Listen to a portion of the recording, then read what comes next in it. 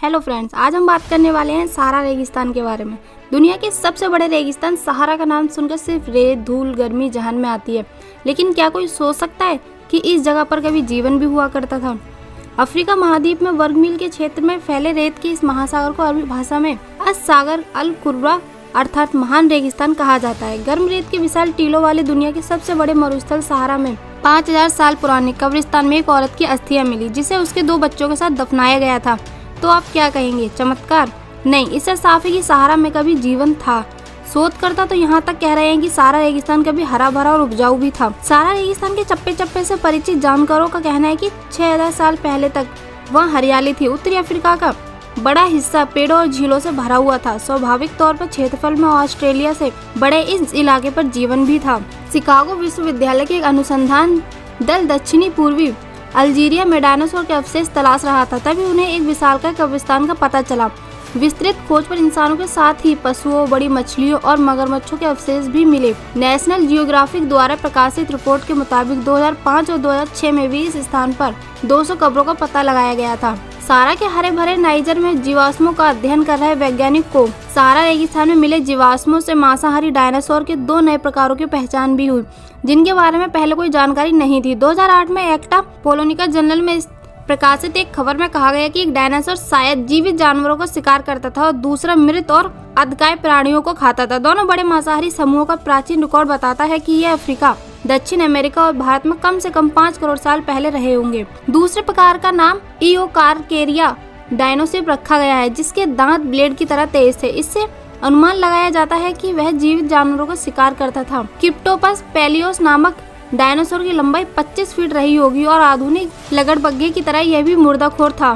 सहारा रेगिस्तान की तलछटी की परतों के अध्ययन से विशेषज्ञों को इस निष्कर्ष पर पहुंचने में अधिक समय नहीं लगा कि यह मरुस्थल कभी हरा भरा था। वहाँ उपजाऊ मिट्टी होने के प्रमाण भी मिले हैं। एक शोधकर्ता सेरेना डेविड ने बताया कि पूरे क्षेत्र में बड़ी तादाद में इंसानों के साथ ही जानवरों की अस्थियां बिखरी भी हैं। इससे साफ है कि वहाँ कभी घनी आबादी भी रही होगी। शोधकर्ता सहारा में 2 अलग प्रकृति के समूह के पनपने की बात करते हैं। पहले समूह में किफियान का नाम लिया जाता है। माना जाता है कि ये लोग सहारा में लगभग 10,000 से 8,000 साल तक रहे होंगे। शोध में यह भी पता चला कि किफियान लोग काफी स्वस्थ और लंबे चौड़े होंगे। इनकी औसतन लंबाई 6 फीट आंकी गई। दूसरा समूह टेनेरियंस का बताया गया है। ये लोग तुलनात्मक रूप से कम हष्ट-पुष्ट और शारीरिक आकार में छोटे थे।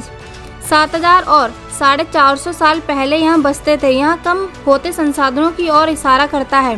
टेनेरियंस को एक लेकर खास बात यह पता चली कि ये आभूषण पहना करते थे। कब्र में मिली एक युवती के कंकाल के हाथ में ब्रेसलेट मिला है, जो जंगली घोड़ों की हड्डियों का बना था। एक कब्र में पुरुष को मिट्टी के बने कछुए पर बैठाया गया है।